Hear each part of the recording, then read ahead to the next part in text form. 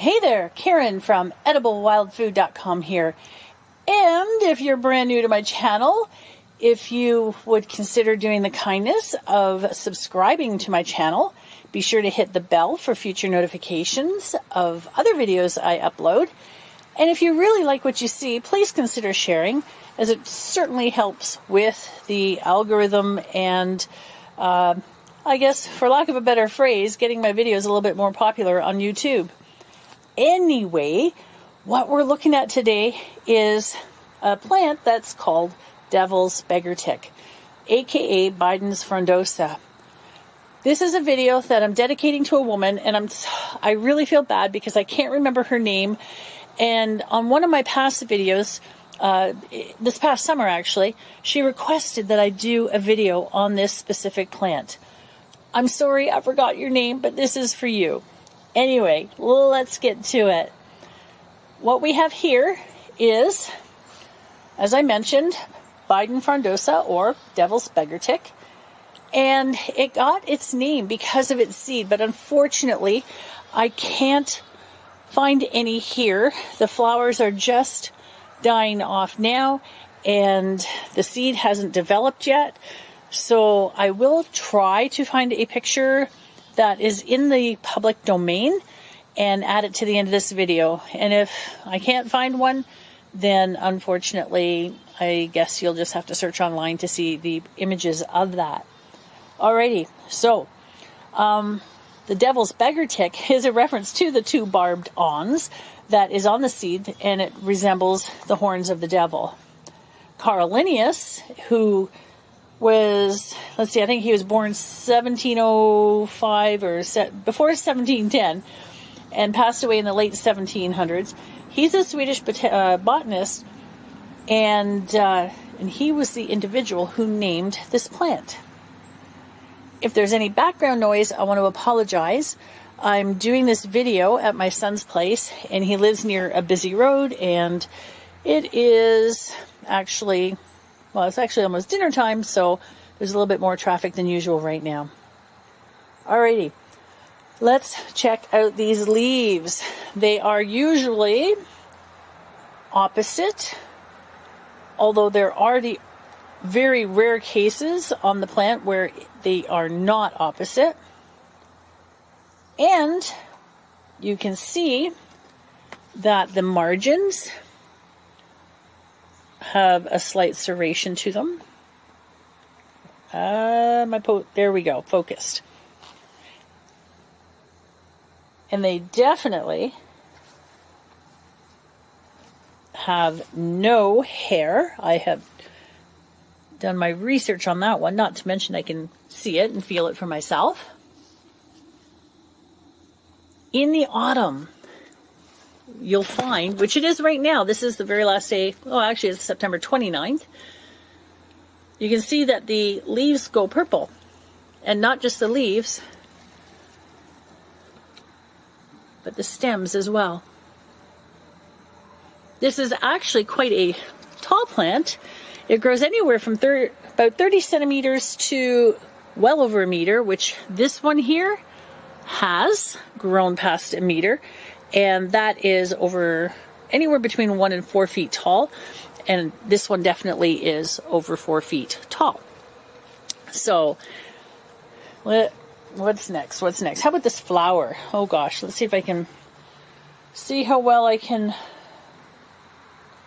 get into the flower. Oh darn. Alright, I'll have to add a close-up picture at the end of the video. What you're looking at is that each flower head, the yellow, has anywhere between 20 and 60 disc florets. And this flower is actually bisexual.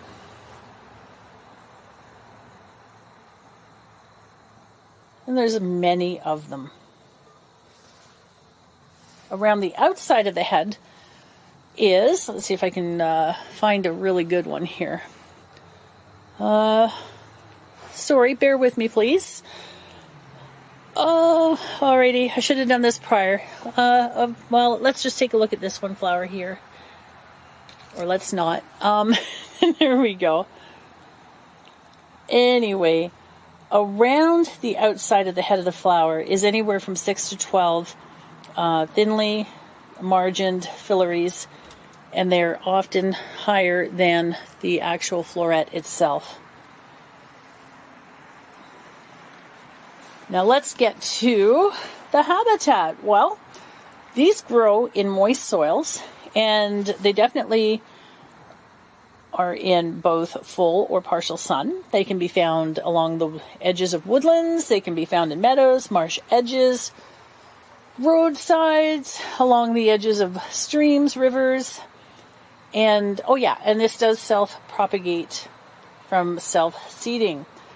And, of course, in an unattended garden, they may pop up as well. The seed, when it is produced, is actually quite flat. It's slender. And, they tend to stick to our clothing. And they stick to the fur of animals. And that is how they get around and spread. Okay, to the good stuff. All right, can we eat this? Well, of course, we can, hence the reason why I'm doing this video today. Young leaves, shoots are edible. Technically speaking, you could eat these older leaves. Just please, please, please make sure that they are in good condition, like these 3 right here. Always make sure that when you are foraging that it's like being in a grocery store, really. You want to be able to pick the best looking produce available. All right. Young leaves, shoots, and the flowers, actually.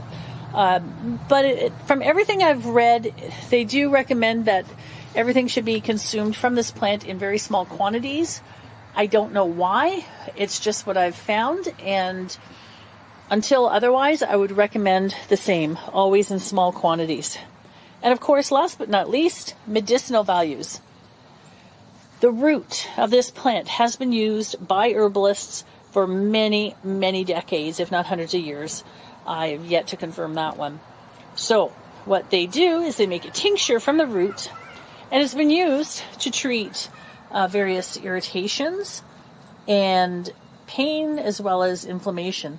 But please, if you have pain, if you have some kind of irritation and you don't know the cause of it, you really need to do a lot of research, if not, or more so to the point, seek advice from a qualified health professional.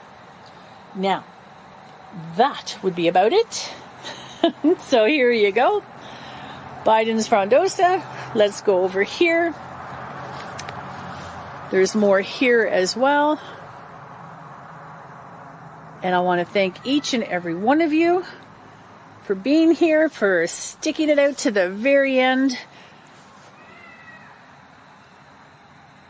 And remember, if you're brand new to the channel, please consider subscribing. I'm very, very grateful to each and every one of you who are here. Thank you.